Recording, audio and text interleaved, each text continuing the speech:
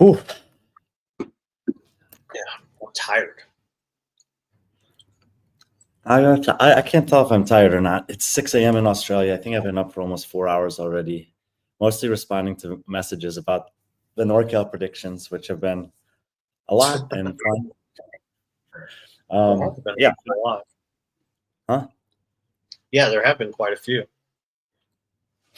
I think there's like a sort of like the opposite effect of last week, this week. Like last week, there was so much going on that everyone's attention was like kind of divvied up amongst the 4 different events that were happening. And this week, this is the last, there is the Last Chance Qualifier, but I think the Last Chance Qualifier is a few things unknown. There's a million people. There's one spot. It's online. This is the last opportunity to see Rafael Sanson and Caitlin Bernardin punch the ticket, baby. I know there's at least one person that loves to hear that. Bro, if I could fight you, I'll just take your elbow out first, and then it's it's gonna be like Tom Hardy in the final round of Warrior. It's game over. That's right. No, I think that's it. Like this is the last one for live opportunities for people to make the games. It's a huge field. I think that there's around 50 men and 45 women at this point. There was actually Spencer Panchik was added to the roster since we put out our picks. I still think there might be a chance for other people to join. I mean, it seems like, the rules are, there are no rules in terms of consistency across the different semifinals or qualifiers. So if someone contacts Blair and Ben and says that they want in and they're legit, maybe they'll let them in, So I think that either way, it's a stacked roster. I think especially, I've been taking a lot of, I was going to say the women's side, definitely. But even on the men's side, like I ended up, I think, screwing up with Matthias Porter. I mean, his credentials definitely deserve to be inside the top 30, and his guys have certainly given me a razz for it, which is completely fine. And I acknowledge that. But that's just to say that, like I told Patrick, we can't stop at 20 on this. We got to go to at least 30. And I knew that even going to 30, that there would be athletes like Ali Zerka, like Kevin Schutz, like Matthias Porter, and a few others that, there's just not, like we talk about a lot of times on the podiums in the top 10s, there's just not room. And I don't think that there's 30 athletes that are contending for podium spots here. But I do think that there's at least 30 athletes that are notable, recognizable based on, the circuit in North America at the very least, plus some international athletes who have made their way across for it. I don't actually know this. Do you know this, Patrick? No, but I know someone that does. Well, maybe we can find out. Mike, help us out. Pool boy would know. Can't rule out a spectator, giving a spectator a game. Yeah. It had a qualifier. Yeah. By the way, we didn't put out our RX prediction. We're picking Mike Olivas, pool boy, to win the RX division at NorCal. Don't think there'll be any cameras on him because they'll all break. He's going to be for the women. For the men, that's who we got. For the women, we have Isabel Simonis winning it for the women. So 2 veterans of the NorCal Classic, for some reason relegated to the RX division, which is bullshit. I think just to give people a chance, probably. Yeah, you got to, makes sense. But well, let's not waste any time. Let's go ahead and go right into it, unless you have something else you want to talk about. But no, let's do it. All right. We'll start with the men. We'll start with the 30, I guess.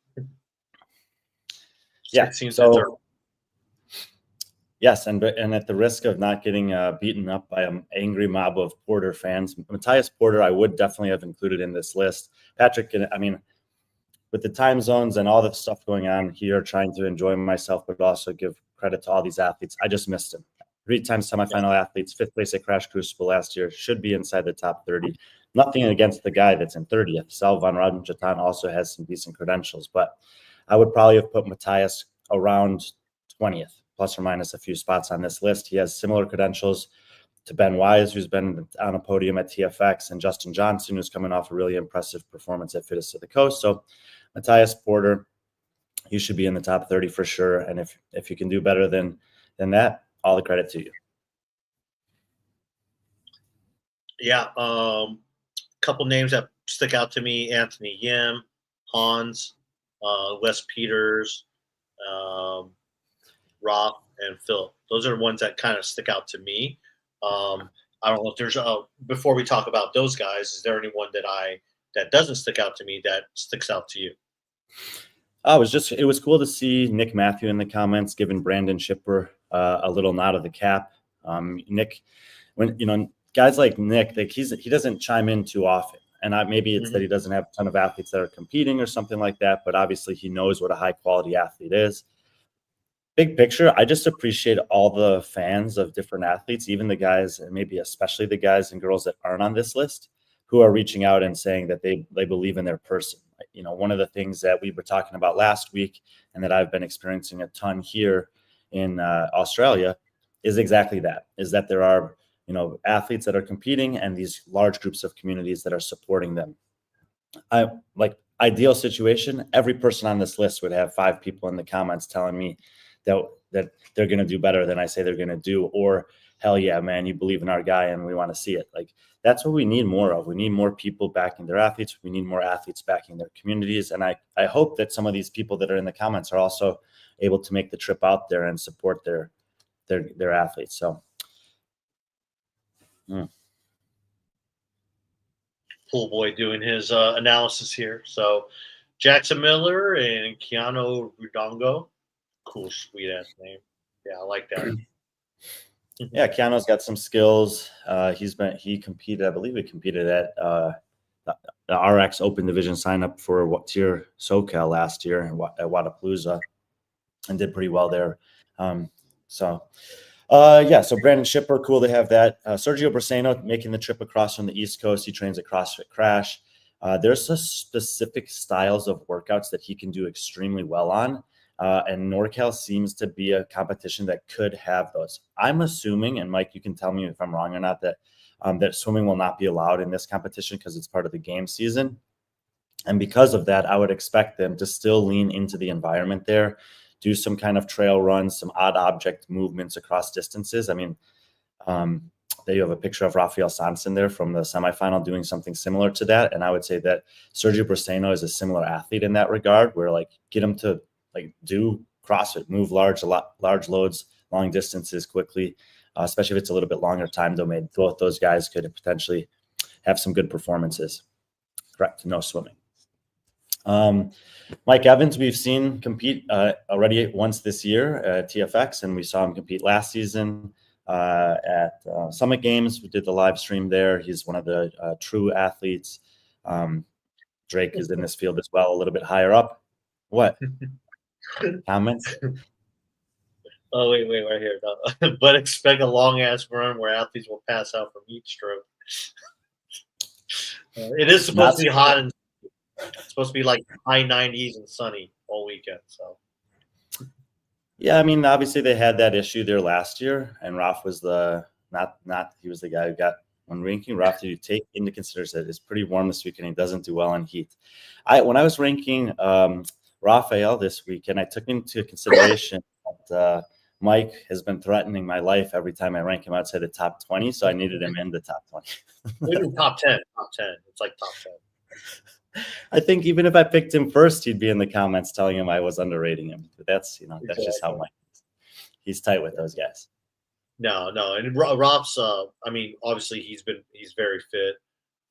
He's actually been like the main tester for Dave Castro for a lot of these workouts. So, to be a tester for Dave Castro, you have to be pretty fit. Guy who can, moment's notice, drive to the freaking ranch and do these workouts at his bidding. So, Rolfe he's shown it a lot of capacity, and just like to see him. I haven't seen him put it all together until I first saw him at West Coast, or not West Coast, but the semifinal West in and Pasadena. It was the first time I saw him. He looked really good there. And it looked like he had a bright future ahead of him. He's dealt with some issues, but we'll see. These are the testing workouts he's been doing for Dave Castro that helped lead to the creation of the first workout of the CrossFit Games this year.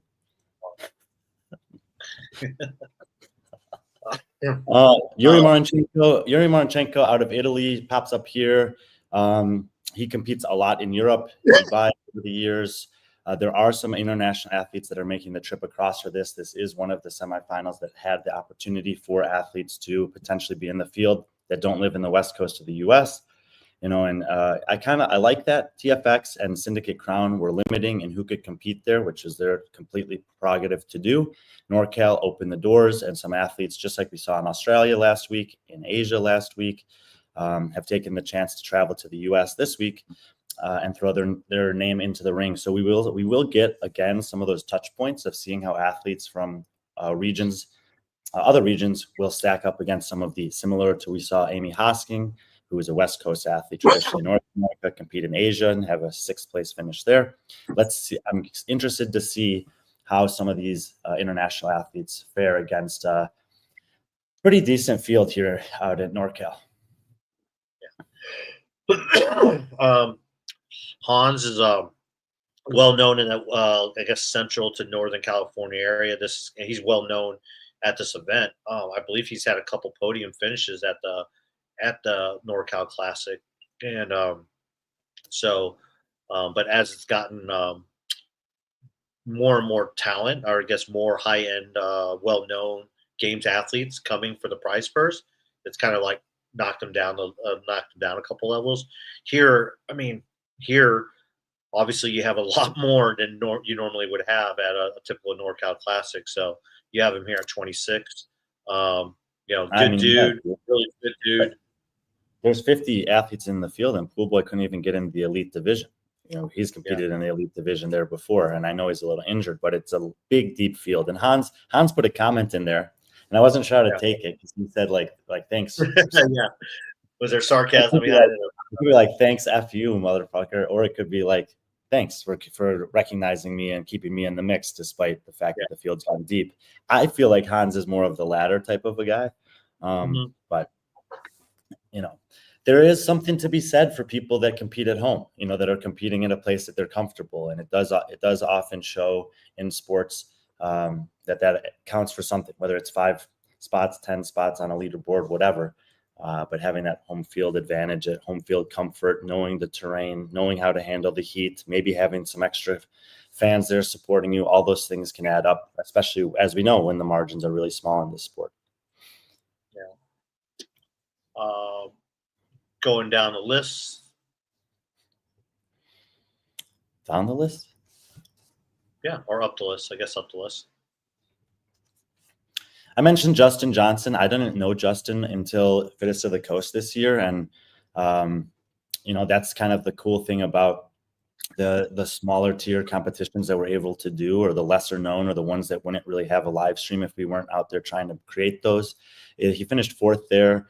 The other guys that are on the podium are more recognizable. Quinn Robinson, Matt Gilpin was in that field. Riley Good was in that field. So Justin's like he's an up and coming guy. He really impressed me. I thought he might just be good for 1 or 2 workouts and then kind of fade off, but he didn't. He stayed tough the whole weekend. This is the first time I've seen him since then.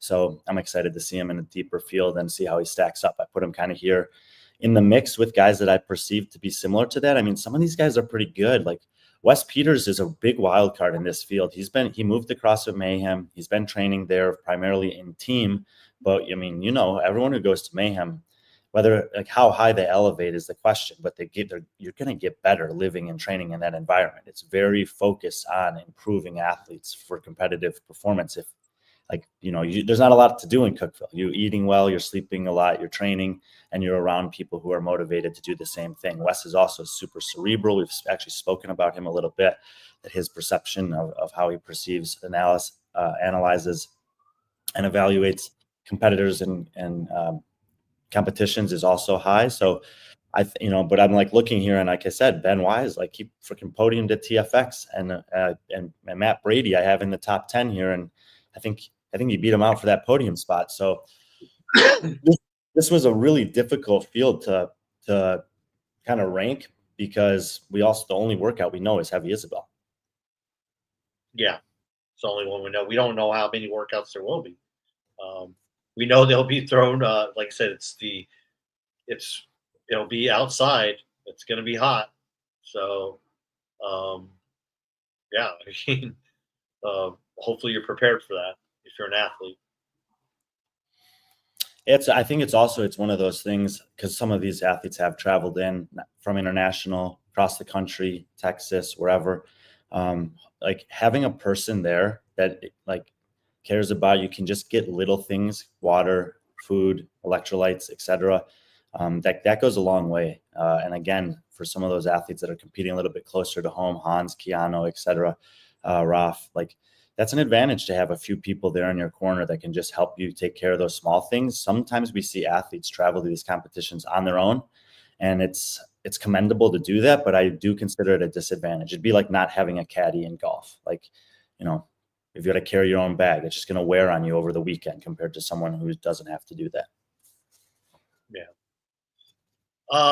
Right above him is Anthony Yim, who just competed at Syndicate, has made the games on a team as part of that proven team. He's actually from California. So this is him actually, I guess, after, Knoxville, he's coming home anyways. Might as well do a competition while you're home. And he did really good in the Open. I think he was like top 50 in the world. Yeah, I mean, this will be a good test for him again. Back-to-back weekends. That's another variable. That's another variable that is definitely in play here. Someone was asking about Seth Stovall, and we'll get to him later. But one of the things I listed is he's coming off a competition weekend, and we've seen throughout the last 2 months, sometimes that seems to actually work well for athletes, and other times they don't even make it through the first day of competition. So anybody who competed last week in Syndicate, it's coming here. It's like a roll of the dice in terms of a pick of whether this is going to end up being like, okay, I learned from last week, I'm feeling good, I'm recovered, and I'm going to do better, or if the body's beat up and I'm going to have a tough time getting through the weekend at all. Anthony has also competed at NorCal before, and he competed at Wadapalooza SoCal last year. He's been getting competition reps and competition experiences. He's been putting himself around better athletes, better training environments. He used to just train with his boys back home in the gym, and now he's with the proven crew. So yeah, I think Anthony's got a lot of like positive check marks in terms of experience, competition, coaching that go with the skills that he clearly has to even get into these competitions. Yeah, and he'll be surrounded by a lot of proven athletes as well. We'll see that when we get to the women's side. Yeah, Anthony, funny that Mike lists all this weird stuff, but he didn't list the bucket hold that he won last year. Who's programming it, and do they get someone like Mayhem to look over it? I mean, I'm in the camp that Mayhem has programmed too many competitions this season. I think that there should be a little bit more spread around if like this, or one person doing all of them. But this is probably just Ben and Blair. I mean, they've been programming this competition forever. That's Ben Alderman and Blair Morrison. And I would assume that them and their team, whatever that looks like, are the people that have programmed this. Like we said with the swimming, because it's part of the CrossFit Games season, that might be a parameter of something that they can't swim, which they usually would. I mean, 1 year they had 3 water events in one competition. But yeah, it's most likely Ben and Blair. Yeah, but Mayhem has been testing the workouts. I believe they're involved in, I believe, that capacity. They did announce a partnership with them. I'm just not exactly sure what that partnership is, but I think it's more of like testing, bouncing ideas off of Rich and his crew. So, yeah. I don't mind. Yeah, I guess that's all right. I don't know. Anyway. Yeah. Yeah. So Mike confirming what you've said. Yeah. Yep. You mentioned Wes. Wes is a guy I'm really interested to see how he does. He doesn't have, in this field. We know his name. He's a guy who just missed out. Their team just finished 21st in the games, like 1 point behind 20th. So I believe, where was that affiliate out of? Hendersonville, CrossFit Hendersonville, which Hendersonville is known for. I think they had the most open participants this year in the U.S. So So. Yeah. Yeah, and then we talked about Rolfe. Let's talk about Philip Mascarelli. He's another guy who's kind of a veteran to West Coast competitions. He's done NorCal, I think, at least 2 times that I can think of, if not more. Yeah, I'm Phil Muscarella, veteran, team competitions, individual competitions, local to the area. I think he's, I don't know. I wasn't in, I'm not sure. I'm not really sure what his top end potential as an individual is. And I feel like I'm like, maybe we've never really even seen it. Like sometime when he does compete individually, he has a couple good workouts, has a couple bad workouts, and he's usually just kind of filtering towards the middle of the pack. Yeah.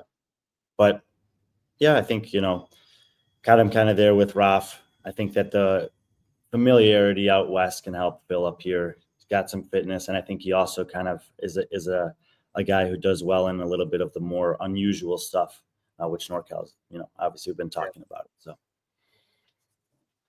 moving to top 15, my guy, the favorite name, Adam McAdams. 15th. Coming from Norway, Marius Peterson. He's a guy who's podiumed at the games on a team. He is a part of that original CrossFit Oslo team that finished second, the first one. He's been making a comeback the last years, but I think he's finally healthy. He's been doing a lot more live competitions. This is a big step for him to come over. Obviously, his partner and some more members of the Oslo team are here as well. Trayvon Benton, someone we know very well. I mean, you look at these names; they're all familiar names that we're used to seeing on the, not just international, but also the local circuit, like to the, Pacific, not Pacific, but the Southwest, West Coast. But let's talk about 10 through 15. Go ahead. Yeah, I mean, you mentioned the bottom 3 guys, so I guess I'll take the top 3. I think, Nicholas Bedone, I was curious to see him in Wadlands. He had basically got an injury, kind of a little like muscle flare-up thing during the rope climb event that I thought might take him out of the competition. He stayed in the competition and looked pretty good to me, especially before that. So I still don't, because he didn't really get to see out that competition at full health, I'm not entirely sure, but he's had a great season. I know he's pretty fit. He's working with Facundo and the Mayhem guys. So I feel like he has a top 10 chance here, but I mean, right below him is Nikita Yundov, and Nikita just came off of a good performance out at TFX where he did a lot better than I thought he would do, and a lot better than I've ever really seen him do in this kind of competition. I do think the field is a little better here, but both of those guys are sort of sneaky because maybe I'm giving them too much credit, but it also seems like they're fitter than I expected for this season. So I wanted to, make sure to kind of keep them up here towards the top. And then CJ Gerald. And then CJ Gerald down there. He underperformed for me the last time he took the competition floor. So let's see if he can kind of rebound from that. I usually would have him a little bit closer to Drake Lewis, but Drake looked, quite frankly, a lot better than him last time they competed. So got Drake a few spots ahead of him there. But CJ's got some podiums and competition experience, especially out west, having won Desert City. He's a savvy vet, so he knows how to hang in for a tough competition. Yeah, and our friends, Taylor and Lizzie. How could you possibly pick the winners without knowing the events? Yeah, it's a great question. Someone asked us in the comments. I mean, we've had this. We thought about going with Rolfe as the easy pick, but no, we've had this conversation in the past though. Like, there's been years where I've made picks for semifinals, and then semifinals have come out, and I've changed my picks to mirror the workouts, and the picks ahead of time ended up being better. So sometimes the workouts kind of skew it in a direction that is a little bit like you kind of over adjust for some workouts or some expectations. I think usually, more often than not, the fitter guys filter to the top. But in the case of the overall winner, that's kind of a different conversation, because I think there's clearly a top person here on both the men's and women's field, which we're working our way towards.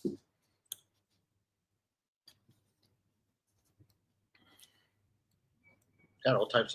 I guess this is for you, Brian, and this one's for Oh, sorry. And this one's for Pool Boy. I feel like I'm like trying to. This one's for Pool Boy, I assume. And I think this one's for you too, Brian. Feeling the love. So, yeah. Yes. So, but anyways, yeah. Let's talk about Drake Lewis. Had a really good performance, coming off a really good performance at TFX. Him and Jacob Marlowe were two guys that we've known for a while, kind of watching in that West Coast regional circuit there. Drake is, he's one of those guys. We know his coaches, we know his training program. I think, we're going to see a really good version of him this weekend.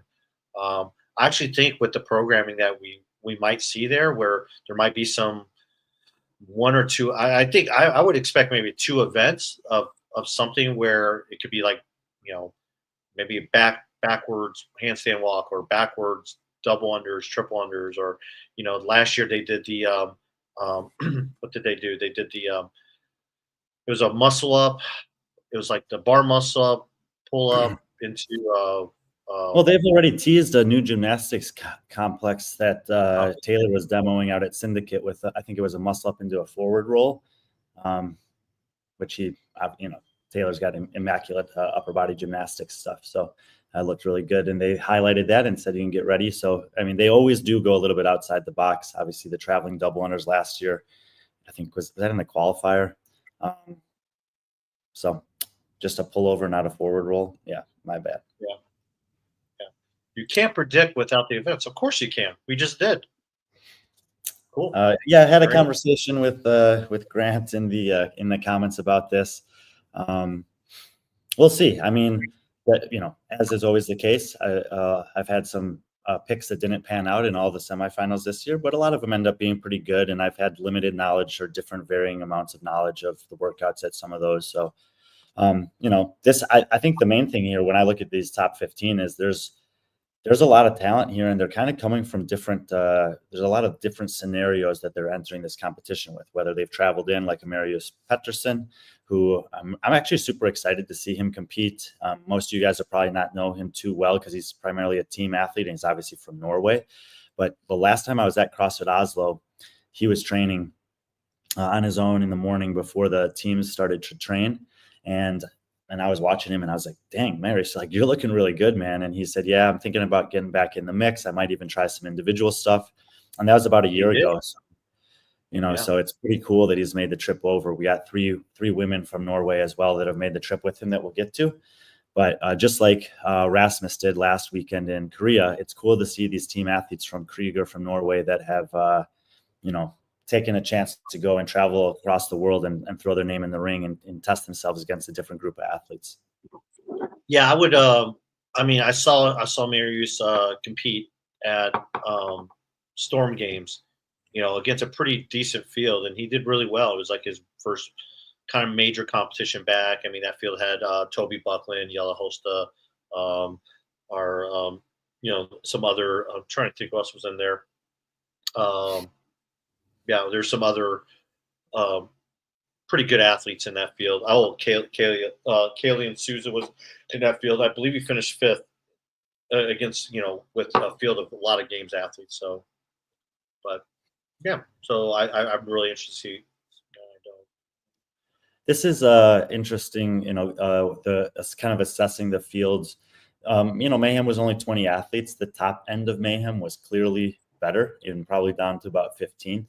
But this field is really deep, and so it changes the trajectory of the competition. Like a bad workout at Mayhem is less punishing than a bad workout here, where there's like 20 guys that could capitalize on a mistake and really like hurt your chances overall on the weekend, especially with the guys that we're starting to talk about here towards the top. I want to get to Sestova since we're working our way up there. And there was someone who pretty early on put a comment in there. And the way they asked it was really nice. They said, like, curious, how come you picked Seth to win last week and now you have him all the way down here in 8th? Augustus is asking in more of an economical sense, market correction over under correction. And it's several variables, right? I mean, he just competed. He traveling across the country, time zone change, food change, sleep change. how's the body handling back-to-back competitions are all obviously things that he's not the only one who has to deal with in this field. But in addition to that, of the guys that I perceived to be sort of the top 5 guys at that competition, he was the only one that didn't finish in the top 5. So,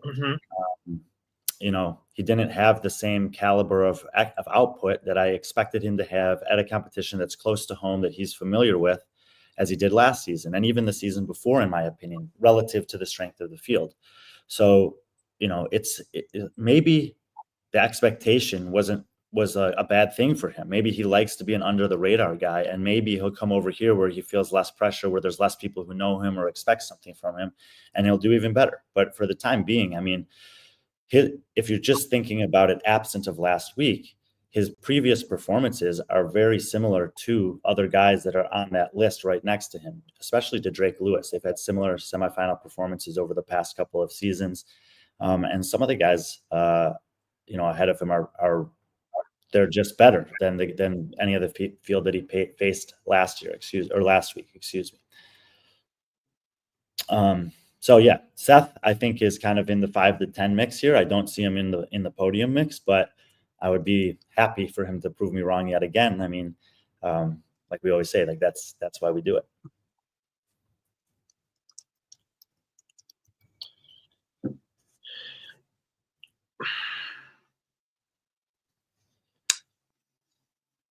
Yeah, about you were talking about Seth, so we move. I think that's a good observation regarding Seth. I mean, it's great. I mean, we don't see much of Seth. He usually does 1 or 2 competitions, and now he's going back to back. So, it'd be interesting to see how he does. Maybe just need to get off. I mean, he's kind of going home. I mean, he's a California guy. He's from San Diego area. So this would be a good chance for him to go back home. Maybe have some friends and family come up and, yeah.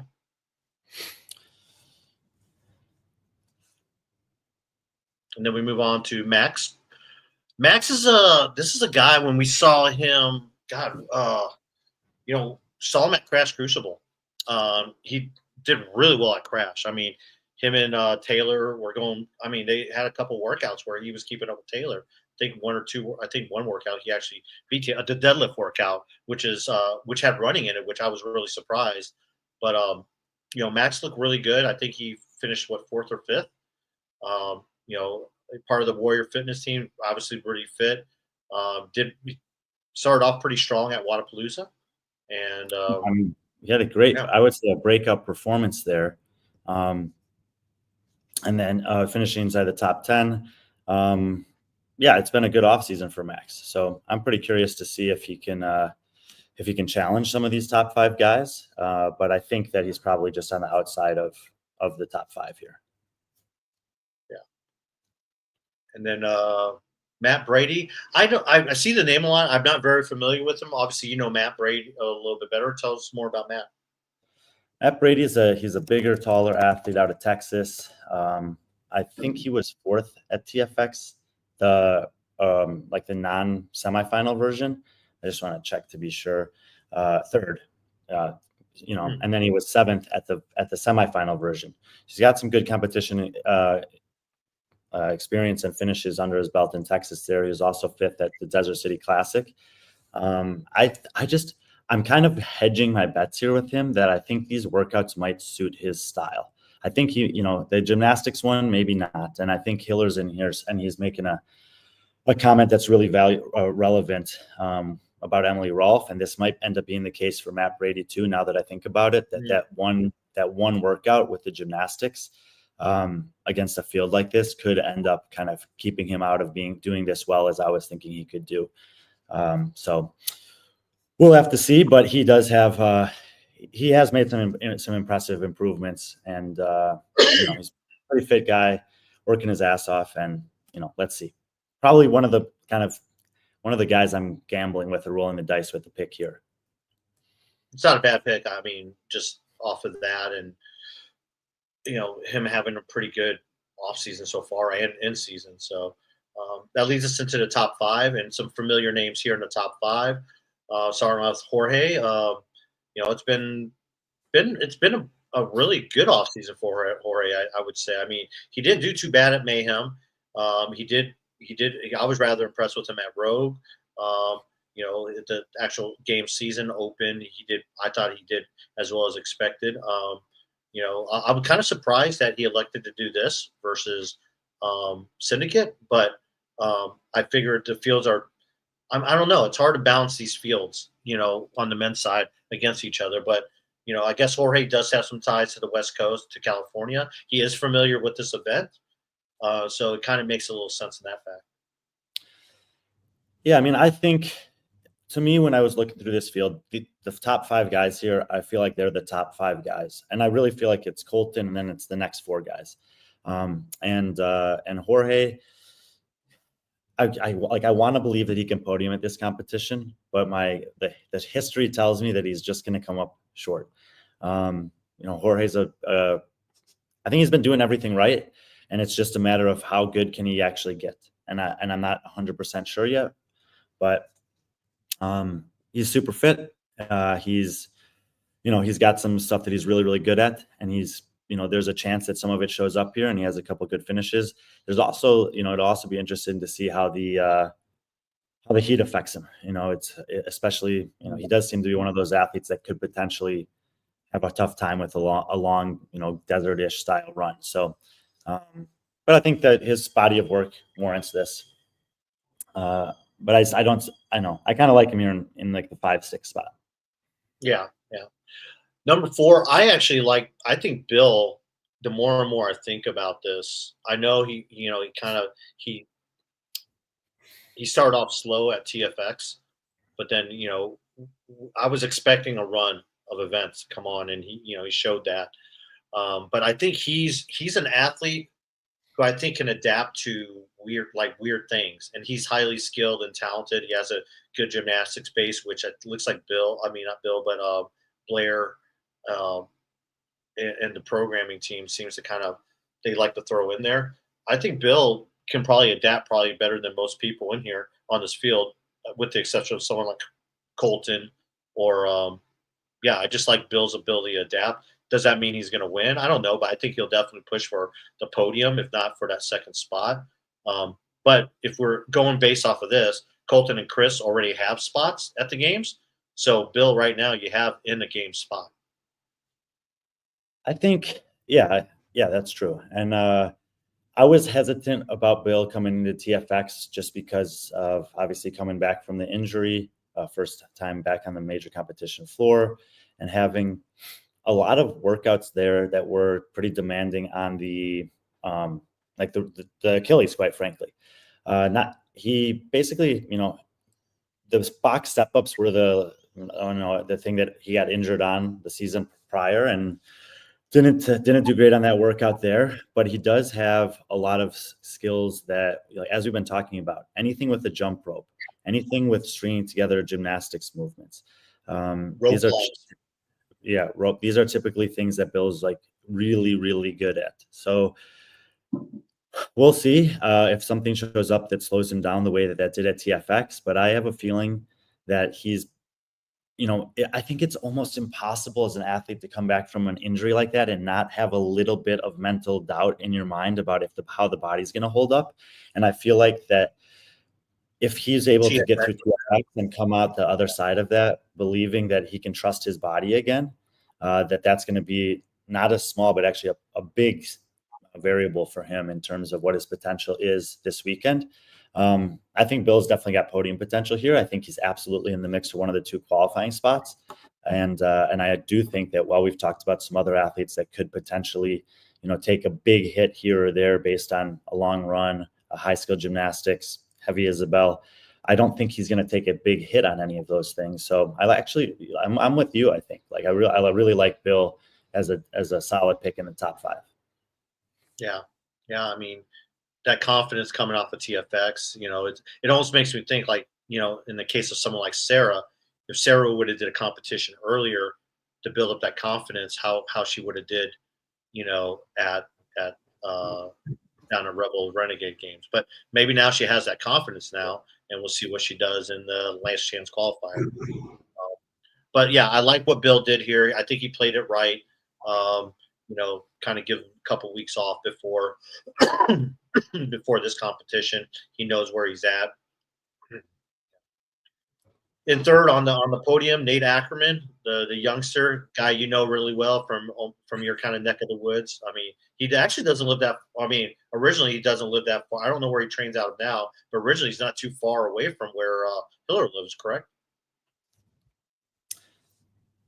Nate Ackerman? Well, he's down in Missouri now for school, but yeah, he's from the north suburbs of Chicago, probably an hour or so from where Andrew lives.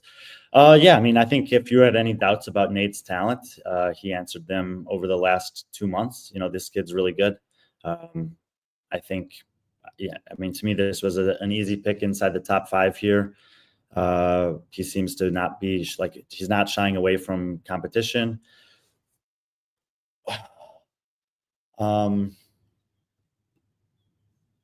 TBD, looking into this. I'm still in Australia, so I gotta see. But thinking about going. Is Taylor going to be there with his lube? Because I feel like he always travels with that, just in case, you know, he runs into someone that, you know, that he likes. So anyway, yeah, I think Nate very good, and very good chance to make the games. I think because Colten and Chris already have those spots, those are my 2 picks to take it, obviously. And I think that, you know, skill sets, history, both support that. Chris Ibarra too. Again, we mentioned him and Colten both already have their ticket to the games. Chris got it at TFX, finishing second place to Nick Matthew at TFX. He's looked solid. I mean, I was really impressed with him on the online qualifier WFP. We got to see him in person at WFP. He did a team I think it was called a KO and OK team competition with Olivia Kerstetter, Morgan Porter. Trying to think who else was on that team. But I heard some good things from him from that. I think they won every event there, as you would expect a team of that caliber. Yeah, it's really cool to see you know, Chris now kind of be in contention after it kind of him breaking through at the West Coast Classic last year.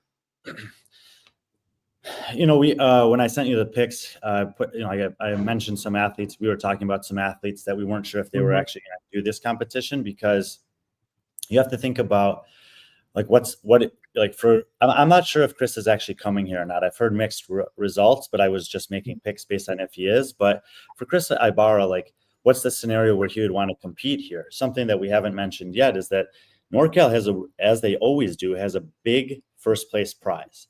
I think that's why Colten is going there. I mean, Colten said he's going there to win. He's going there to swing for home runs, but $30,000 is better. I think that that's more money than you win for taking 6th place at the CrossFit Games later this summer.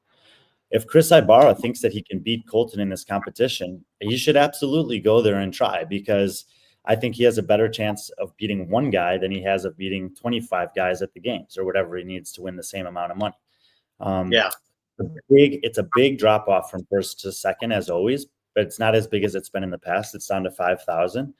And that's still as good as finishing 16th at the game. So you have to be basically better than half of the games field to win as much as you do to get second place here. So if you're just looking at it from that perspective, there's a little bit of incentive for Chris to potentially show up. But if he does show up, I think he's the second fittest guy there. Nate and Bill have a chance to prove me wrong on that, but I definitely see him on the podium. And don't forget Spencer. You know? Oh yeah, we did find out that Spencer Panchik is in the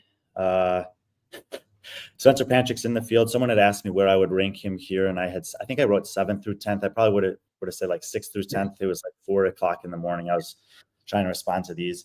So I would say, I mean, maybe even 5th. I think Spencer could beat Jorge. You know, I don't see him beating the top 4 guys, but you know, if Spencer's in this field, it's the same variable as Seth and some of the others we talked about, competing on back-to-back weekends, traveling across the country, etc. So obviously, I mean, dude, it was really cool to see the way that he closed out the competition. You got to love the way that Scott stood up for him last week, and that he basically responded to that by, I mean, I know he didn't make the games, but, you know, what did John say? If you're expecting something crazy, you're not going to get it, and you got something crazy. Spencer hits home runs. We saw that. Obviously he hit 3 of them. Do I think this field is better than Syndicate? Yeah, I do. I mean, Colten alone makes it better at the top end, and the depth of field with the international representation, 50 athletes. Like we said, we got 3-time semifinal athletes that are going to be filtering down to like 20 to 25th in this field. So yeah, I think at the top end and for the depth, this is stronger. But that's just because they opened it up to more people, right? Like there's more opportunity to participate in this than there was at Syndicate. I like Spencer in the top 5 too. I actually think because of the, Spencer with his tactical games experience, I think it actually helps him out in a field like this, because a lot about tactical games is, preparing for, just weird stuff. And I think that's kind of where Spencer's kind of like training has been focused at up until, we saw that mayhem. He said he wasn't, nearly there yet. He hadn't been really devoting that much training into CrossFit. And now that he kind of switched his training to that, it's shown, and it showed at Syndicate. And I think him having that kind of background in that tactical games might help him in this field. Who knows? They've done this in the past. I think, was it 2 years ago, Pool Boy, or 3 years ago, where they had shooting. They had the airsoft rifles out there as an event. So who knows if that's an event here? You would think Spencer would do really well in it. I wonder if that would be if the Games has any oversight and if they would approve that or not. Yeah, that was my initial response when I first saw it earlier. But I think, like we're talking about, 5, 6 is also very much in the cards. If those top 4 guys show up, I think Spencer's just slightly behind them. But he's got to be feeling good after the last 3 workouts last weekend. Yeah, Pool Boy 2 years ago, and God, it was so dumb. They got to try something out.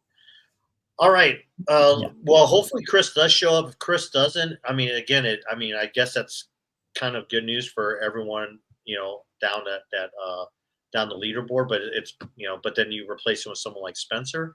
It's not bad. I think it's a pretty comparable swap. It would be nice to have Spencer and Chris in there, but either way, right now you have Colten at 1. He's the defending champion in this, and the question is, how much does he win by? Do you foresee Colten kind of running away with this?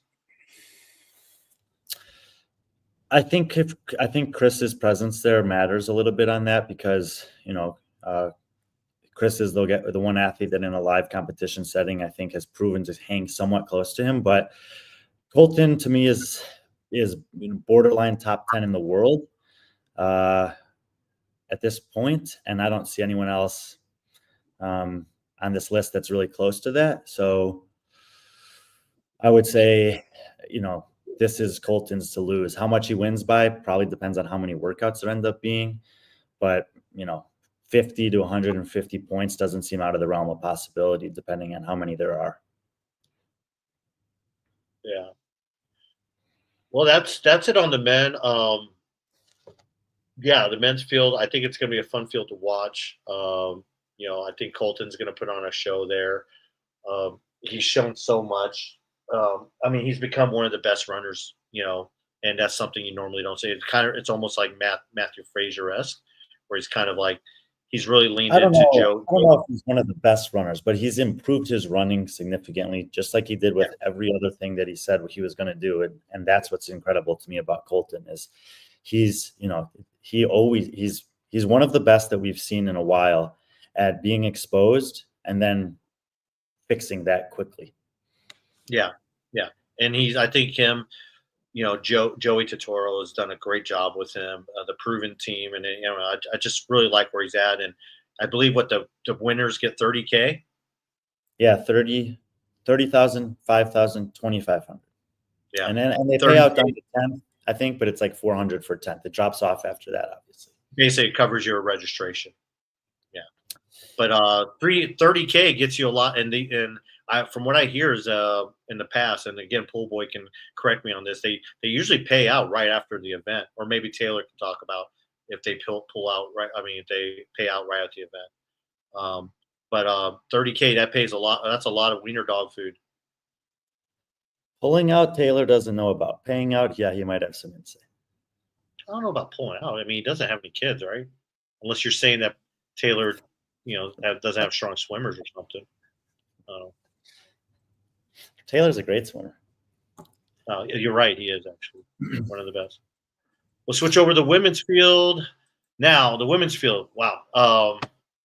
I think this women's field, and I'm saying top to bottom, it's probably better than Syndicate. However, a lot of the women competing here competed at Syndicate too. So, yeah. Yeah, we have the top 30 again, and there are some people that, as on the men's side that we left off that we're familiar with: Ali Zerka, Aubriana Montplaisir, Krista Stapp, Rachel Fricker, Tori Garcina, Alina Ward. So there's definitely some depth to this field. There are also athletes in this field on both the men's and women's side that I don't really know much about. There's definitely some people that have that have kind of even put in the comments, watch out for this person. And I said, looking forward to seeing them compete. And they'll say, it's my first time at a big competition like this. And we've seen that throughout this year. Chris Ibarra is sick. He's out. Texted him. Thank you, Grant. That opens up some spots in terms of the money. It doesn't open up any additional game spots because he already had one. But, like we said, one guy out of the top 10, Spencer Panchik, likely another top 10 contender. So it doesn't change the field too dramatically in terms of the 1-for-1. But I would say it does affect your last question. I think he's the biggest threat to Colten. I think this just makes it even more likely that Colten runs away with it. And all the credit to it. I mean, Colten doesn't have to go do this, but he sees the prize money. He wants to compete. He said he's going out there to win. And, Colten always puts on a show. So back to the women. Plenty of time he doesn't have to be peaked, or there's plenty of time between now and the game. So, getting one last competition doesn't hurt him. TLDR. Do you know what that stands for? I don't know what that stands for. The lowdown report or something? The Dude, this was such a hard women's field. I mean, we just had to leave people out and drop people down lower than we wanted. I don't feel too long. Didn't read. I didn't want to. I don't want to have Ariel Saunders this low. I see people asking about Gucci as well. Gucci's been, as my understanding is, she's been in the U.S. for a month, or California for a month, getting ready for this competition. Alexis Kendricks, according to Pool Boy, is going to win Isabel. We know that an event win can bump people up the leaderboard quite a bit. And we just got a ton of competition experience with every other athlete that's on this list. And we're not even in the top 15. Ali Zerka had, in my opinion, the best live competition performance that she's ever had earlier this qualifying season. But, people are asking me how I assess this field, and I assess it to be really deep and really tough to predict, especially without knowing the workouts, especially with some international athletes in here. You don't know how many workouts there will be. The heat is a factor. Competition last weekend. I think it's going to be a super fun event. And I totally understand if people are off put by Ali or Gucci being this low. Mm-hmm. Yeah. You mentioned Ariel, Mary Helen Saunders. She's a veteran. She's got a lot of competition experience with her. I mean, to have her at 27 again talks about the depth of this women's field. I mean, just going up though, Chelsea Nicholas, who is also, she's made numerous semifinals. I mean, I think at one point at Granite Games a couple of years ago, she was like, I think in a games position leading up to the final day. So Augustus, no, I had Ali at 31, so she just missed out on the top 30 that we put here. But we're mentioning how deep the field is, and that there are definitely women outside of this that we know and that we don't know that can certainly impact the top 30 and potentially even higher. Wish Lydia Fish and Reese Littlewood were coming. I mean, at this point, Lydia Fish and Reese Littlewood are fun to see compete anywhere. They're both super impressive. But they just competed last week. And one of the comments was that, athletes, and Taylor was talking about this in the comments also, is that athletes have to make smart decisions this year. There are tons and tons of opportunities to compete. And, really trusting your coaches, your team, your training partners, yourself. to have those conversations and make smart decisions that are going to keep you healthy is what you have to do. So I think all athletes have to pass on a couple competitive opportunities this year. Yeah. Oh, as speaking of Reese, she's actually going to be on Scott's show. She's a special guest on their show. And if you saw Reese's latest post, she mentioned something about she basically went all in on one event, and and that was it. And she showed that. So I mean, her coach is it's just funny. She doesn't have a coach from a camp. Her coach is her first affiliate coach, and he's the first athlete he's ever coached at that level. And I think that's a smart move by her. She's had a busy off season with school, or just finishing her first semester of school and just competing at this level. I think it's a smart decision for her not to. But it doesn't mean we're not going to see more of her later on, because she definitely impressed. Lydia is another athlete. We're used to seeing her in so many high level competitions. I just don't know if she can do back-to-back competitions like this, or it's not even that, but it's also the cost too. That's another factor that we haven't talked about, because it doesn't directly impact competition, but I guess from a stress perspective it can. Anyway, let's stick to the ones that are competing here. Yeah. We got some young talent there in the middle of the 20s, Carson Wolfe and Kendall Gilmore, especially Kendall. She's still under 20, right? Yeah. She just graduated. I think she's in college now. I don't know. Yeah, but she's got a decent amount of competition experience. Certainly think that the heavy Isabel will be tough for her, but I expect that if there's a long running event, some gymnastics, that she can also have some top end finishes. So expect some highs and lows from her, and just one of these young athletes that's already doing pretty good. Yeah, and then Carson Wolfe, proven teammate, also a former training partner when they were at Underdogs in Vegas. It's kind of the opposite. Heavy Isabel is not going to be a problem with Carson. The running events might. Carson had a really awesome day too, and kind of just fell off there towards the end. She's actually going on the game. She's on that proven team with Anthony Yim as well. So she's already going to the games, which is a great accomplishment for such a young athlete. I believe she's 21, 22. So, but yeah, it's cool seeing those two athletes out there. I know they're pumped to see each other and hang out, so that'll be really neat. I know Taylor was coaching Emily White for a couple years. Taylor, if you're still here, I'm not sure if you're still coaching her or not, but she's a bigger athlete, strong athlete. She's got some semifinal experience in her background. Again, could definitely see her doing better than this. She's similar she's got some similar skill set and experience to Rachel Noel, who's a little bit higher on the list. Haven't seen Emily compete as much recently, but I would say a bit of she doesn't do very many competitions. She has some home run potential. So we'll see how well she's able to do here. And then another Emily right ahead of her with Emily Rethwell. Yep. Yeah. I mean, she did really well at the West semifinal 2 years ago. I think she was there, up until the end of top 10. So, has a lot of strengths. I think she's a pretty decent runner too.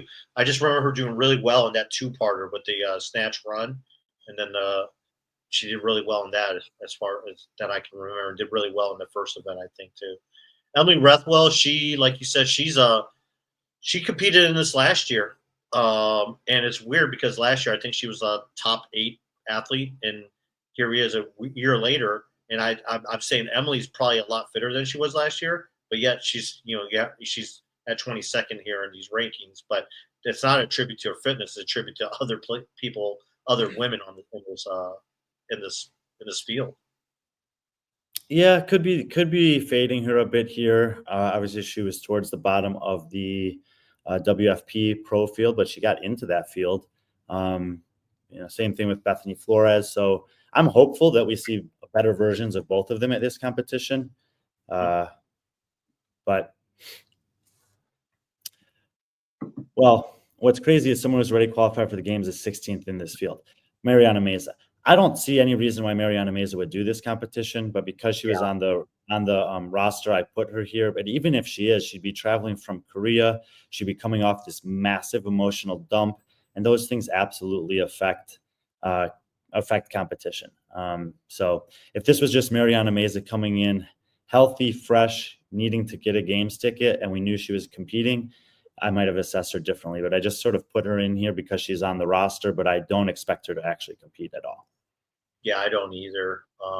I don't know where she calls home. Well, she calls Mexico home base, so I don't know if her plan was to go from because she said it so. She was surprised that she won in Korea. Second I place. think a lot. Huh? She got second. Well, yeah. Well, I think she was surprised that she qualified through the games, and she was surprised by it because I think she probably looked at it and like a lot of us, they probably thought Sahara Kaya was kind of a shoo-in for that. So I think she might have just planned for back-to-back weekends. Flying from Korea to LA, or you can fly from LA to Sacramento and just do this competition. You have the week to kind of recover. So there's no need for her to do this, especially if there's nothing monetarily that she can get out of this unless she wins it or finishes top 10. But I just see no reason for her to do that. But if she does, that's great. But I don't, like you, I don't see her actually being in this field. Getting up into a couple of the other last women that we haven't mentioned here. Allison Scudds, she did better than I thought she would do a couple of weeks ago for sure. Lindsay Lane, she's been hitting the competition circuit the last couple seasons, Crash, Syndicate, etc. These are solid athletes. These are good athletes. Like we've been saying, it's a deep field. Certainly they could do better than this, but it's not going to be easy. Rachel Noel had a great performance recently as well. And then there's Bethany Flores. And I was addressing some people in the comments who were asking about her look. I mean, Bethany looked like she could barely lift weights at all. And she has said this before at WFP. The reason she did WFP is because she understands the value of the point system, and keeping those points over the course of the season is going to set her up for the best chance to get a pro card or a guaranteed salary and competitions next year. So that was, I think, an intelligent decision based on the structure of that season. If Bethany shows up to compete this weekend, I have to believe that she's only going to do that if she feels better, and a lot better than she did going to Indianapolis. And for that reason, I've kind of put her here. I don't know if 2 months later she can get that confidence back that we were talking about when athletes don't trust their body to make it worth competing in this one or not. So she did it, she's listed on the roster. If she shows up, if she's healthy, if she's able to do weightlifting at an intense interval, at high speeds and high weights, she could easily take a game spot here or be in the top 5. But I just don't see it this soon after what we saw in Indianapolis. Okay, I haven't seen this yet today. You can pull that up, Patrick. I haven't seen that yet today, but it would tend to be in alignment with what we were talking about. So should we move into the top 15? Just a gut feel, no confirmation. Yeah, and I mean, I guess I feel the same way without having spoken to her, is that it would just be surprising, and it would just be tough to imagine her getting back to the level that you need to be at here if after what we saw in Indy. Yeah. Oh. Yeah, I really like Rachel Noel. She looked really good at TFX. I don't know how she'll do with the programming here. Like I said, this programming has a tendency to be more, capacity, running, skill, gymnastics base. They'll throw in. They did say they'll throw in like some twists on classic CrossFit workouts, which they've done in the past. But it's always, like I said, it's a twist that doesn't benefit fitness more, so benefits people that are just gritty and just will sell their soul to win events. And I don't know if Rachel's there yet, but Rachel definitely has potential. There's an Echo bike or something like that. I think Rachel will do really well. I think she'll do well in Isabel. We've already seen her do well in Isabel. So it'll be again another good data point for her and for us and people to kind of get an idea what type of athlete she is, and if she has really made that jump into that next level from being a regional athlete to being a semifinal contender. So let's look at the top 15. Rebecca Fuselier, I think everyone knows about Rebecca at this point. Going to have some highs, going to have some lows, going to do something incredible, going to impress us when we don't think she can do something, and she will. I don't know if she can break into the top 10 against this field or not, but I like her here, kind of in the middle of the next group of 10. Maddie Fouts is probably the most intriguing athlete to me on this list, because I doubt most of you actually know who she is. She won the MBS Turkey Challenge last year, and she looked good doing it. I would say that for me, she's kind of like the Justin Johnson of the men's field, in that she started doing well. I thought she would fall off. She never fell off. And when I spoke to her and her team a little bit more, it wasn't surprising to hear this, but it's just a confidence thing. Like, she just wasn't sure how good she was, and she started to get a little bit of experience. I did talk to her a little bit this week, actually. She's really excited for this. She's looking forward to go for it. She doesn't feel like she has any pressure coming into this competition. And like we were talking about with Seth Sova, like, sometimes that's the perfect place for an athlete to be. So I don't know, because she hasn't really competed against these women before, how high Maddie Fouts can do, but she definitely has some skills, some grit, some determination, and a high level of fitness. So mark her down as someone to potentially catch your eye this weekend if you're looking for an athlete to maybe surprise that you haven't seen yet. Mm-hmm. Number 13 is someone she competed at here last year, or at the I guess last year in NorCal, was Caroline Prevost. I believe I forgot, she finished top 5, I believe. I don't know where exactly she finished, but it's good to see her competing in a live competition. Oh, absolutely. I think this is where we start getting into the area of the leaderboard where, these are now names that could definitely do some damage if they start getting some momentum this weekend. There we go. She finished 3rd. Yeah.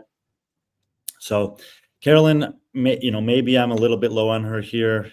Not really sure, but obviously we know she's done it before. So you never want to count her out. Just a lot of athletes ahead of her that I think are just a lot of athletes ahead of her that I think are coming in with a little bit more predictability.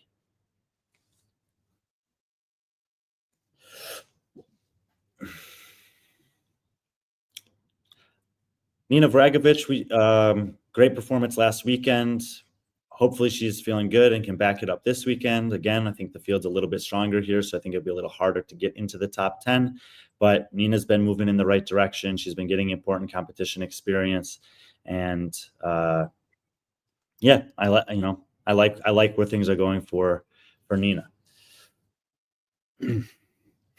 Obviously, 10 spots off on my prediction for Caitlin Bernardine relative to Mike. However, John Young thinks it's a perfect placement for her. Caitlin Bernardin has been getting good competition experience on the West Coast. She's an incredible aerobic athlete. She's been improving in the other things that I think have been keeping her out a little bit. And she's, I have definitely underrated her in the past. I obviously agree with John here. I think she's kind of fringe top 10 in this field. So, yeah. Caitlin Bernardin, rise in the ranks in the North America on the women's side. I'm really interested. I think there will be a running event of some sort, probably a longer one, and that'll be fun to watch if Emily is indeed there, Kristin Holte, Sydney Wells, Miley Wade, Elizabeth Wishart, Caitlin Bernardine. We have some really good runners in this field. It'll be really interesting to see how Caitlin kind of, she is an elite runner. They'll be really interested to see how she stacks up with some of these other athletes in this field.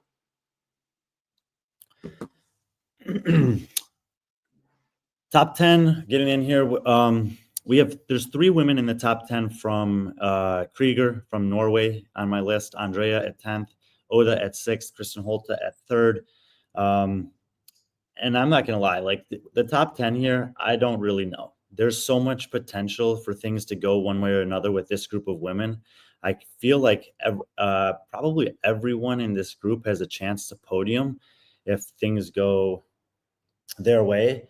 Andrea has been posting a little bit recently, and she looks like she's getting a little bit of that momentum, that kind of fight in her back. So, and we know that Andrea has podiumed at competitions like, well, she has a second and a fourth the last 2 years in Dubai. So if Andrea Solberg is feeling really good here, I think that she can do quite a bit better than this. But there's a lot of women ahead of her that are looking really good right now as well. So curious to see how the Norwegians do in general with travel over. They've been there for about a week. They're all really, really good. But the variables are obviously quite different, especially the heat, than what they're used to in Norway. Mm-hmm. Another athlete who's had some success in the past at NorCal is Elizabeth Wishart. She's definitely podiumed there. Did she win it 2 years ago? I can't remember. Maybe Mike can tell us. But she also looked decent last weekend.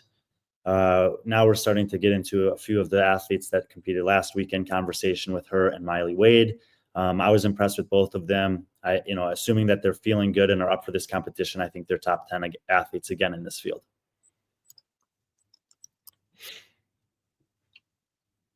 Yeah. I mean, she's usually pretty good. I mean, she's had a really good offseason as well. Again, she's had a really good performance, I thought, at the last couple years at Syndicate. She's done really well. And again, she's one of those athletes coming right off of back-to-back competition weekend. So I think that, look here, we have this. My cousin Hattie is going to crush it. Hattie is not 100%. I don't think Emily Rolfe is going to show up based on a hunch. Mm-hmm. Although later on he said that he feels more confident she's not coming. There's a ton of variables that are regarding this competition that are seemingly unknown. The health of some of these athletes towards the top, if they're actually making the trip. Can other athletes sign up late? What are the workouts going to be? How many workouts are there going to end up being?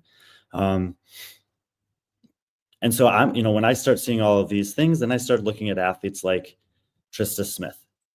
Like Sydney Wells competed last weekend. Hattie might be injured. Kristin's coming out of retirement. Emily might be injured or maybe not showing up. Oda traveled in from Norway. Miley competed last week. Elizabeth competed last week. Andrea just traveled across the world to do this.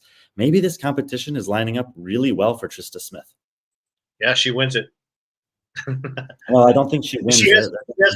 She has experience on it. She's familiar with the programming, and she showed off that she's really good at some of the skill work here. Luckily, these picks are super high stakes for some people. Anyway, I'm just like thinking about it here. Trista was really good at the West Coast Classic last year. She came within, a rep or two, a step or two of making it to the games anyway. And like I said, everyone in the top 10 has a reason to believe that they can make it. But with all those things that I just listed off, like I think Trista's as a serious contender to potentially get one of the game spots this weekend. And she's competed at NorCal before and done well there before. Yeah, she has. Yeah, I mean, I don't see any reason why. I mean, like you said, what you say, like top 10, these top 10 athletes all have a legitimate chance. So, but yeah, Mike did bring up a good point. She looked bad at TFX. I mean, yeah, but it's like the Luke Parker thing. Like Luke Parker was 7th place and honestly horrible at TFX the year before the same year that he ended up qualifying for the games. That's I saw someone else saying, well, Ali Zurka beat Emily Rothwell by 9 spots or something, or she beat her there. Why is she 9 spots behind her? Like one competition result doesn't guarantee another competition result. There's tons of different variables in play. And yeah, I think this competition just suits Trista better. The gymnastics that we talked about, the kind of weird stuff with the jump ropes potentially. She'll have to of course, manage the running. But yeah, I don't know. I'm liking Trista more and more that I think about it here. But let's just get to the top. I mean, Alex Gazan, I feel like this is a similar story to Colten Mertens on the men's side. I mean, she's got to be the runaway favorite on paper here. She's, coming off of a win at WFP where she beat, obviously, the best field of women that we've seen yet this year compete. It's the best finish she's ever had. She skipped the online semifinals. You talked about Reese Littlewood putting all of her eggs in the Syndicate basket. In terms of the CrossFit Games season, Alex has chosen to do that here. she's got 4th place finishes at major competitions even prior to winning WFP. Do you see, barring the things that we don't like to talk about, do you see any scenario where Alex doesn't win this thing? No, just not really. Fitness, right? Huh? Just based on her fitness, it's like she's got the fitness to win this. She is the favorite. No, yeah, she definitely has the fitness. I mean, and I think she has a confidence right now too. I mean, coming off of that, coming off of WFP and her taking that time to kind of recover. I mean, I thought it was a smart decision, and if she ends up winning this, it looks like a very smart decision. She kind of maybe sets the roadmap for. I mean, we don't know what the game season will look like next year. I'm sure it'll be different. I mean, I'm pretty certain that it'll be different because there definitely will not be a online semifinal in the middle of the semifinals. I mean, that's the biggest miss there, but that's another time, another story.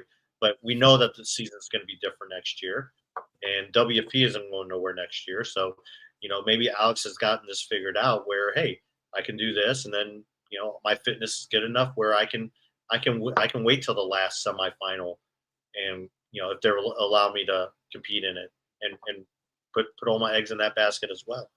So, but I think she's kind of in the same place as someone like Sydney Wells, who did the complete opposite, where Sydney's done, this would be back-to-back competitions for Sydney. And in certain cases, someone like Emily Rolfe, but yeah, I mean, Alex is there. I don't see a scenario unless it's just, I don't see any workouts where she would have to have like 2 or 3 workouts that involved a lot of squatting that for her to not win this. She's well rounded. She's got home run potential. She's a great runner, great upper body puller. She's just checking tons of the boxes. She's top 5 for me. She's a top 5 athlete in the world, and she's the only one like this in this field right now. And I just want to say, because I saw John talking earlier about how WFP has injured athletes or something like this, and it's not just the WFP. We've been talking about this throughout the entire year, is that the landscape for competition is different this year, and there's a lot more opportunity for athletes to compete, and it's not exactly clear or straightforward what the right path and right decisions are for every athlete. Just when we're talking about Alex Gazan and Emily Rolfe, I think that they're 13 years or something apart in age. It's a big difference on what the volume of high level competition that the body can take. And she did Mayhem, Emily. She did WFP. She had to withdraw from WFP, and I would say it probably makes sense for her not to do this competition. Get healthy. Probably the best thing for Emily this year is to set herself up to maintain a pro card for WFP in terms of her career. If she wants to have a meaningful competition season next year as a 37-year-old athlete, get that pro card again, guarantee yourself 3-4 whatever competitions end up being in the WFP season against the best athletes on earth. Like we talked about when it comes to the CrossFit Games this year, for her to do what she did last year and get on the podium again or in the top 5 again is going to be pretty difficult. So I think that it makes the most sense based on what's going on for her right now to try to focus on the WFP if she's not feeling 100%. But I haven't spoken to her, so I don't know how she's feeling. On the other hand, you look at Alex Gazan, and I think that Alex and Justin Kotler have made some of the best decisions this year in terms of how to manage competition. And so far it's kind of shown through. Additionally, you have. You always have to consider the financial implications of these things. So I think obviously winning the 30K at WFP is great. Potentially she wins that here. If she qualifies for the games, she's got a chance with the field to, maybe make another podium there. And then, depending on how you feel after that, she can kind of hedge her bets on WFP Mesa. Because she's already got the most points possible. She's already got a great season going. If she's not feeling 100% going into that, she can temper herself, still do the competition, set herself up for the finals. So you can, we're kind of seeing as the year goes on that some people have managed the season well and others maybe haven't managed it as well. But it's hard to blame the athletes for that, because we've never had a season that's this difficult to know what the right thing for us to do is, or for athletes to do is. And you and I have spoken to athletes who went for WFP and wish that they hadn't. And we've spoken to others who didn't do the WFP qualifier, went for the CrossFit Games season, and then wish that they had. So, it's you know, both ways, yeah. And as people are saying here, like, and things will change again next year. The WFP season will evolve. The CrossFit Games season will almost inevitably change, especially if it gets sold. Then we don't really know what that will look like in any capacity. But for the time being, I just kind of wanted to do that long thing to say, I think that Alex Gazan and Justin Kotler have managed this part of the season as good as anyone really could. Yeah, I would agree with that. There's someone we kind of skipped over, and I mean, I'm only going to say it because I'm sold on her. Is Oda? You have her at 6, which I think is a good spot for her, because we don't know how well she does adapting on the fly. What we've seen, I mean, you saw her at Dubai. I mean, this is someone we both did not foresee just crushing stuff, and then she goes to WFP and finishes 13th, and looked very comfortable amongst that field, amongst those athletes. And she's one of those athletes. If there's a machine involved, whether it be a rower, a echo bike, a skier, I mean, Oda's going to do really well in those workouts. And unlike a lot of Norwegians, you usually don't see Norwegians that they can cycle barbells really well, but top end strength, they're not the strongest outside of someone like Vesla. She's really strong, but Oda is a good combination of both. She has that fitness, that capacity, and has that really good, not elite strength yet, because she's really young. I believe she's 23, 24, but she's someone I think that she'll do really well. And I think that's why she came to this competition, is to gain that experience. And she gets to do it with one of her mentors, the person you have at number 3, the ageless and no longer retired Kristin Holte. Yeah, and Oda, the other thing I wanted to add about Oda is that she's shown a competition resilience. She got off to a slow start at WFP. The first day didn't really go that well. And as a young athlete who used to competing on a team, I mean, I think she was able to lean on Dubai and that success and competition experience there for this. But you can get down on yourself, especially when you've traveled across the world to do something. It's the biggest stage you've competed on against the best athletes you've competed against, and you don't have a good day one. She went on to have 4 consecutive finishes that were better than that first day, and bump all the way up to third place or second place, I think, second or third overall amongst the aspiring pros. And suddenly the trajectory for this year looks completely different for her. So, Oda, in addition to all those things that you said, has shown a mental capacity to navigate and handle competition stress and maybe disappointment in one particular event that I think is one of the marquee characteristics of successful athletes in this sport. I still remember, it was the first time I met Taylor Self. He should have qualified for the games in 2021 at Granite Games. He mis-executed a workout on the first day, and on the third day he was still thinking about it. And absolutely, when he went home that week, at the end of the week, he should have been thinking about it. But you have to be able to put those things behind you. And Oda has proven to me that she's capable of doing that. And it's another reason why I think that she's set up for a lot of success as an athlete individually this year and beyond.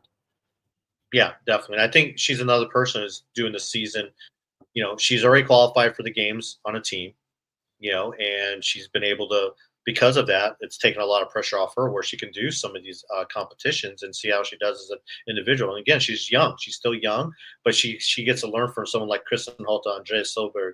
On this trip, she brought her boyfriend, Marius. So it's like she's surrounded by all the right people. So if she does have a bad result, they're going to be able to pick her up and vice versa. Let's go back and this one? Yeah. I mean, look, I was actually talking to Verena Reimers and Chris Nielsen. Verena is from Germany but lives in Norway. Chris lives in the Gold Coast but's from Norway. The past couple of days about the trio of these athletes competing there. And, we all kind of feel the same way, is that, Kristin's not as strong as Oda. Kristin doesn't have the top end skills Gymnastics. of gymnastics of Andrea. Kristin is the more well-rounded of the three. And even after having kids, even with training less, she's just incredible. Look at what she did in Dubai. Look at what she's done in the Open. Like, I think that Kristin legitimately has a chance to take one of these CrossFit Games spots, and she's going to do it in like if she does it, it'll be in the most Kristin Holte way. It's like, she's kind of like, I mean, she has the home run potential, we know from her past, but she's very similar to BKG in this way, that she's just, whenever she competes, she's just always up there. She doesn't give up a lot of points. I think the heavy Isabel is the one maybe variable here. Like, how well can she do? How strong is this field overall? But it's not too heavy. A 1 rep max test in addition to heavy Isabel, I think, would be kind of the kryptonite here in terms of a game spot. But I think Holt is in the mix. I do too, because you got to look at this field here. She isn't the strongest, but outside of Alex Gazan, and I mean, you look at Miley Wade, you look at Elizabeth Wishart, you look at Andrea Silver, Caitlin Burning. I mean, these top 11. Even someone like Nina's really good at snatching. But I mean, outside of Alex Kazan and maybe a healthy Hattie and Alexis Uda, but she's further down. But it's just like, they're all fit. So it comes down to fitness level. And I think Holte, I think the most impressive thing about Holte this season was when the Open announcements were made, she was one of the first people to do the Open announcements and record them and put them up. And that's it. She was done and still had a top 10 Open finish. She could have won the Open. I think if she would have retested any of those things, any of those Open workouts, she probably would have won the Open. She didn't. She sees herself as a coach and mentor. She wanted to go out there and show the other Krieger athletes and then show the world, because she made those videos public as soon as, within an hour of the Open announcement, Krieger had her doing the test up and running. Very reminiscent of Noah Olson a couple years ago when he did that. But I really like this comment from Avera. Kristin reminds me of Lucy Campbell in terms of capacity and capability. I mean, you probably want to invert it, because Kristin's been doing it for a decade longer than Lucy. But remember Lucy at Wadapalooza. She had a 34th place finish on the lifting event and still ended up winning the competition because she had like 4 second place finishes and a 5th or something. And I think that, while we've been talking about how some athletes could take a big hit on one workout and not be able to recover from that, those are athletes that haven't seen string together 4 straight top 3 finishes, top 5 finishes in competitions like this before. Kristin is the type of athlete who could potentially do that. She may not win any workouts, but she may have, if there's 7 workouts, she might have 6 of them that are between 2nd and 12th with a 26th, and that might be good enough to get on the podium.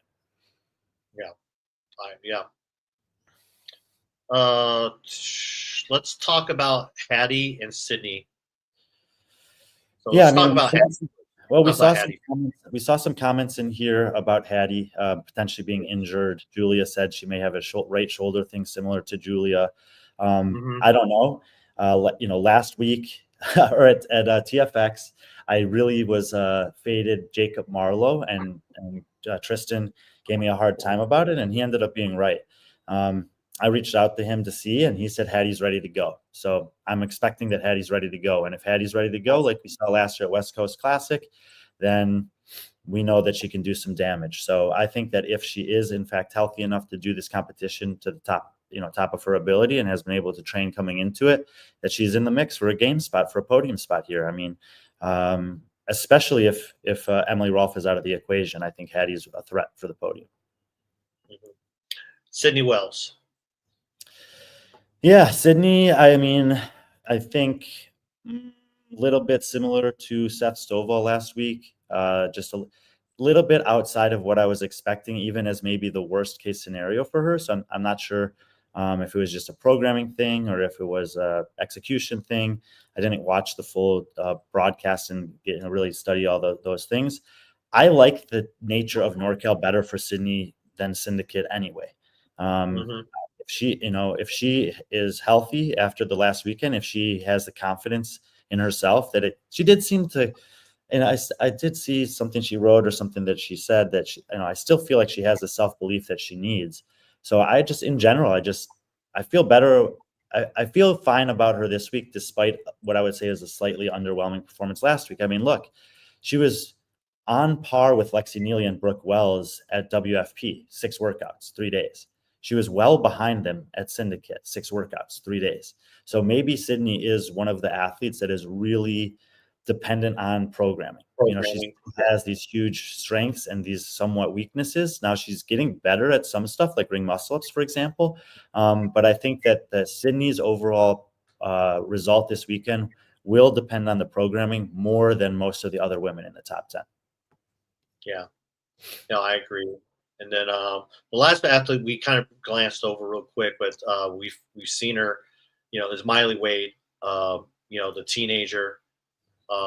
I was really impressed with her at WFP, the way she kind of was just kind of composed herself. And I mean, she's surrounded by a lot of great people at Mayhem. They do a good job of keeping her grounded, keeping her a kid still. And they know how talented she is. A really good runner.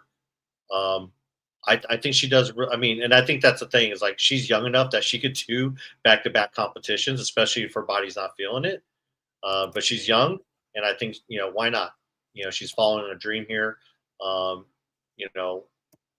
think. I think you mentioned Trista. I think that Trista I'd probably rate her a little bit higher on this, but I still think the placings are very similar. But your thoughts on Miley Wade? Yeah, you mentioned earlier in this show that grit is a thing that often gets tested at NorCal. And I mentioned on the review show we did from last weekend that actually Wes Peters was the first one to describe Miley Wade to me as gritty.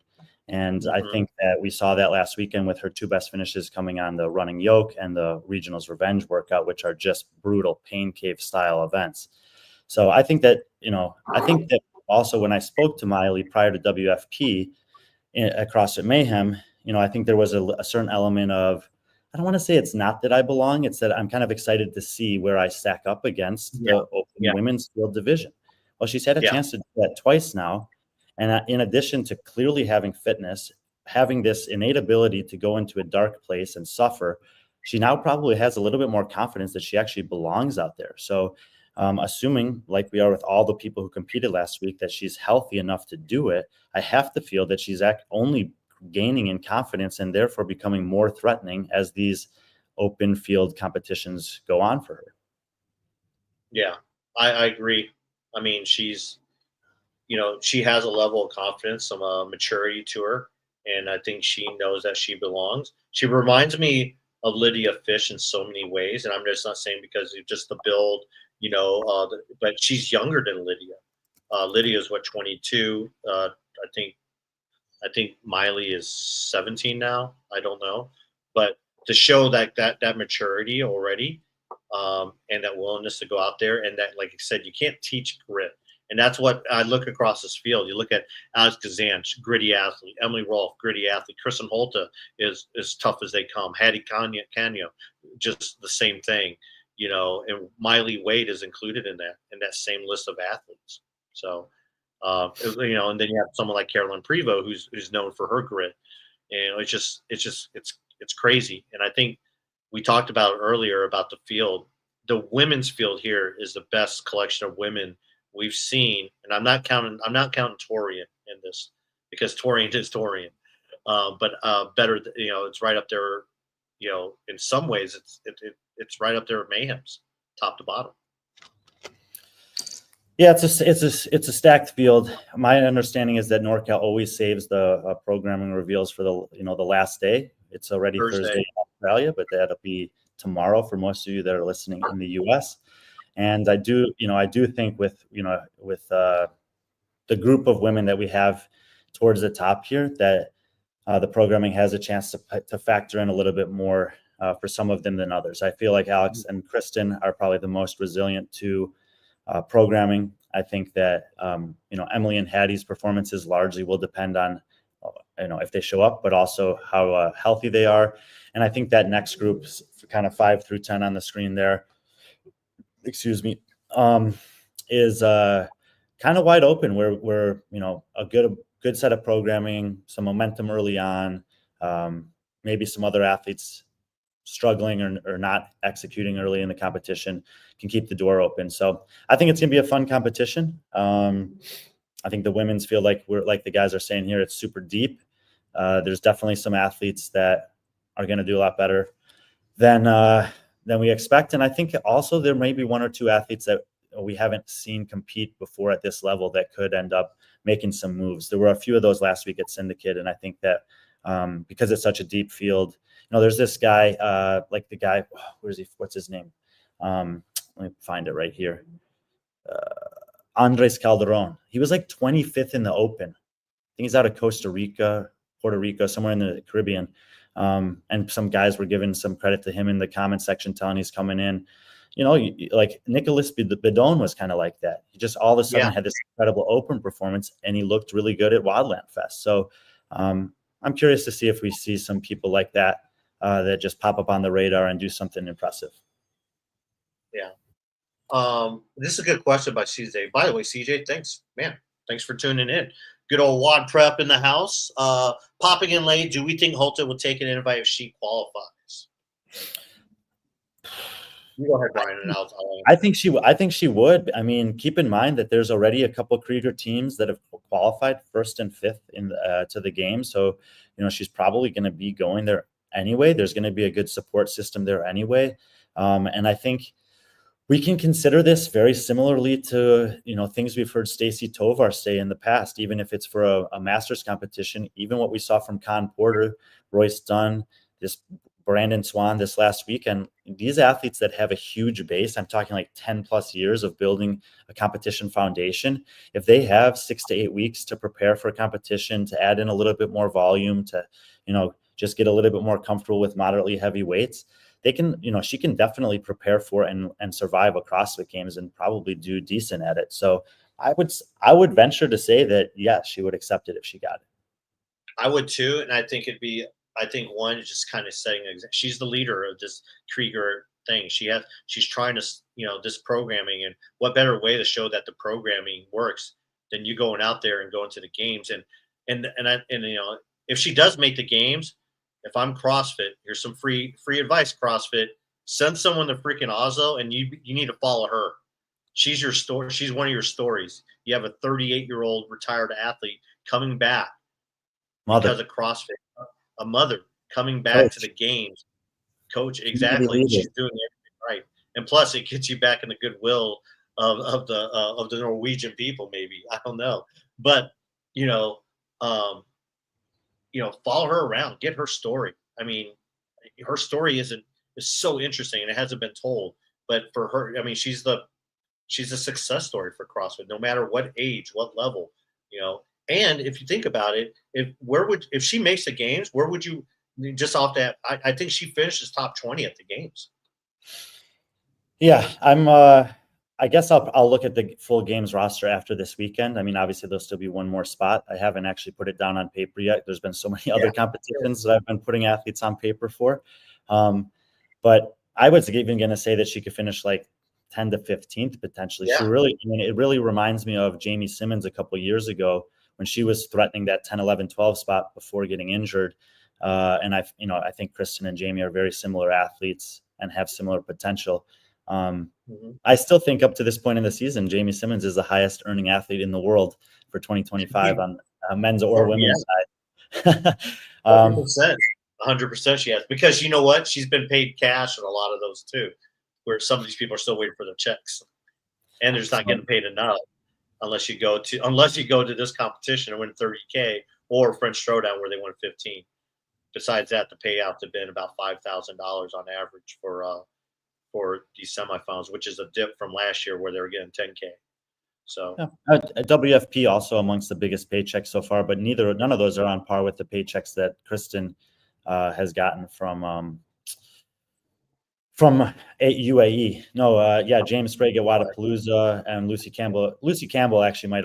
Nope, I still think Kristin has one more. Well, if you factor in Dubai from December, then Jamie definitely has more. But James is up there, obviously, with the WFP and Wadapalooza, but it's still Jamie has earned more this season just through her competitions in the UAE. Yeah, definitely. And Colten has a good chunk of change, yes. And even with his 30,000 that he gets here, he'll still be behind probably James and Jamie. But yeah, Colten's up there in terms of top earners this year as well so far. Yeah, because Colten, where did he finish? Where did he finish at WFP? 8th or 9th, and he won almost 30,000 at the almost 30,000 at the Open. What was second place at Mayhem was like 10,000 or something like that. Like, if he wins this 30,000, he'll be pushing towards 75,000. I think James is a little bit above that right now, but Jamie's probably closer to like 150, I think. Yeah. Well, that's kind of it. Like I said, tomorrow, Thursday, that's when they're supposed to unveil the workouts. I don't know if it's going to be all the workouts, but if you haven't watched Hiller's video from this morning, Hiller kind of gave a little preview of that. I don't know if Hiller's a part of it, but he kept on saying something. He made it made it seem like he was going to be a part of that announcement somewhere somehow. But yeah, I'm interested to see what workouts are there, and Hiller might have given away a little bit of a teaser because as he ended his show, he showed Rich running backwards, like a backwards shuttle run, which is right in line with the type of programming you'd expect to see from Blair. So that'd be pretty neat. And then kind of a reminder, next week in the box office premieres Thursday, June 2nd at 7 o'clock Eastern time. New show on our channel hosted by Mesa and Kate. They're going to talk about things CrossFit that we don't talk about, the nerdy shit. So it'll be interesting. So make sure you give it a follow and tune in next week. We'll have a show next week recapping the NorCal, and then the ladies will take over that next Thursday, and it should be fun. So Brian, what next for you? Is you're in Australia? What is that show? Yeah, I mean, it's been fun listening to the girls talk about it, see them promote it a little bit. I think, as with many things like this, I think it will kind of take on its own nature as it evolves. They are both coaches in the space. Mesa's a gym owner. They've both competed to a certain extent, been around competitions. I think that they have a lot that they want to share from the female perspective as a coach, athlete, observer, and we wanted to give them an opportunity to do that. So they have, pretty much free reign and autonomy over the show. We won't be on it, but we will be watching, and I'm excited to see what they do with it. But I think it will, they'll grow into their own, and we'll have maybe a better answer specifically of that as it goes. No one knows what it is. Brian, I'm assuming this is talking about NorCal. I'm still in the Gold Coast of Australia right now. I'm actually starting my travel back today. I'm going back to Brisbane. Tomorrow I'm flying to Sydney and then to LA. So I'll be in LA Saturday morning. And I'm thinking about going to NorCal. I have to look and see. I have a flight on Sunday from LA back to Chicago. So if I can switch some flights around a little bit, I would kind of like to go. I know a bunch of athletes are competing there, especially the international ones. I haven't been to any of the in-person qualifiers yet in North America this year. I've never been to NorCal Classic. So 45-minute flight from LA. Yeah, I'm going to see if I can switch my flight. If I can like manage to get some kind of credit from the flight from LA to Chicago and get that switched to kind of Monday out of Sacramento or something like that, I'm going to call American Airlines and see what I can do. But I'm considering it.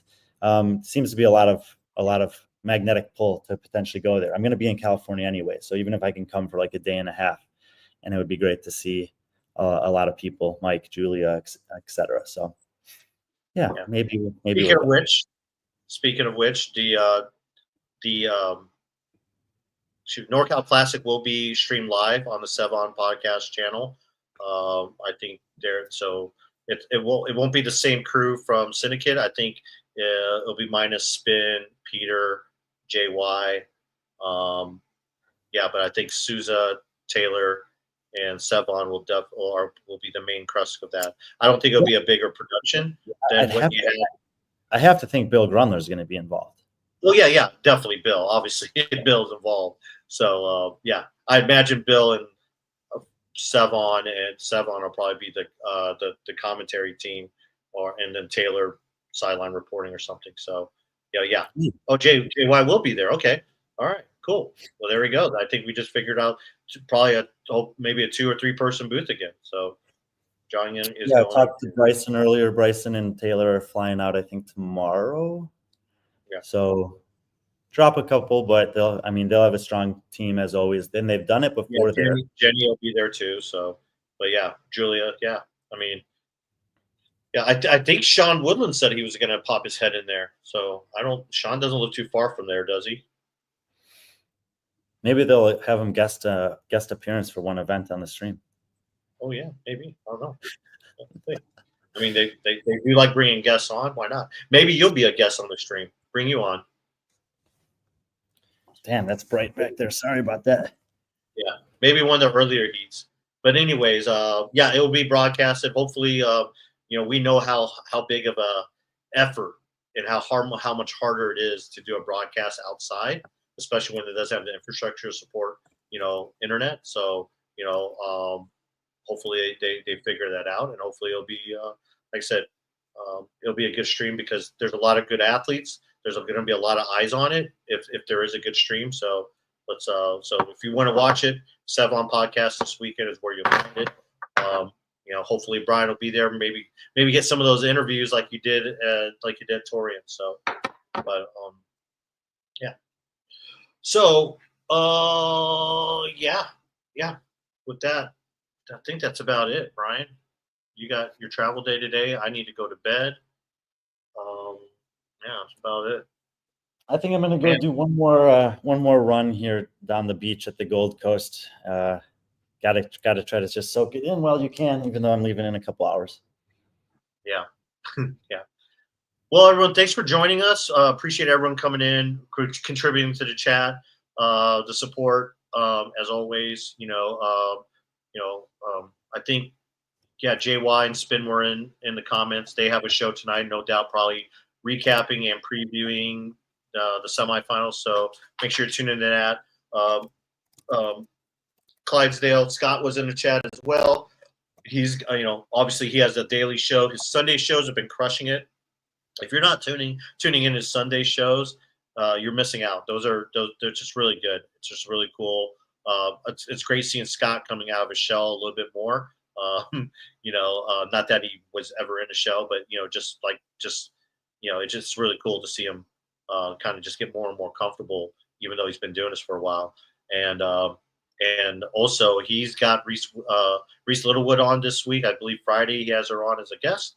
So make sure you tune into that. I'm sure that'll be a good conversation. So with that being said, again, thanks everyone. It's Hump Day. So week's almost done, closer to the weekend. Make sure you're kind to everyone. Be kind to yourselves. Be kind to animals. Be kind, especially those stray dogs out there in the streets. And as always, be friendly, our friends.